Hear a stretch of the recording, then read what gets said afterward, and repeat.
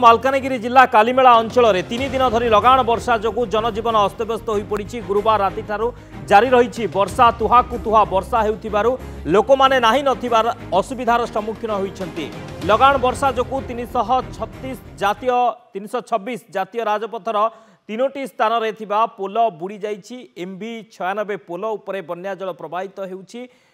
पोटेरू एवं कन्याश्रम विपदपूर्ण अवस्था थिबा बेले MV 90 और कोंगुरकोंडा पोल उपर मध्य प्राय 5 फुट बन्या जल प्रवाहित होउछि। फल यातायात ठप हो जाइछि। मालकानगिरी जिला सहित पड़ोसी आंध्र प्रदेश और तेलंगाना को जोगाजोग एक प्रकार विच्छिन्न होइछि। उभय पटे शह शह जानवाहन अटकी रहिथिबार देखिबाकू मिलिछि। मानस जेना कालीमेला रिपोर्टर फोन लाइन रही। मानस कौन वर्तमान स्थिति रही? वर्षा एबे भी जारी रही?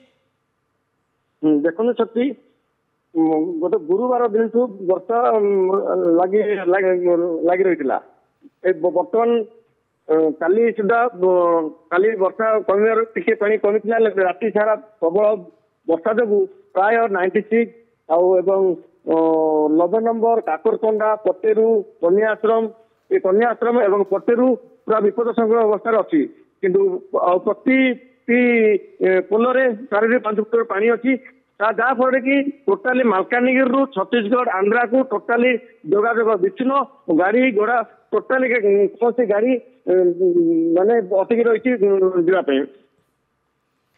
मानस वर्तमान कौ को अंचल पानी घेरे रही कौ को अंचल रे पानी पशिछि से सब किछि सूचना रहुछि कि?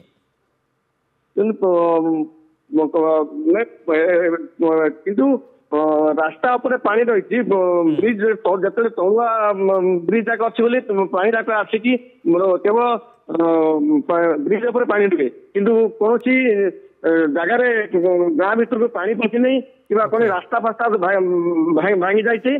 पटेरू काली पटेरू भितर हाथ बता भितर पानी रही कन्याश्रम विपद संकुल अवस्था पानी आज भी जीवार संभावना अच्छी।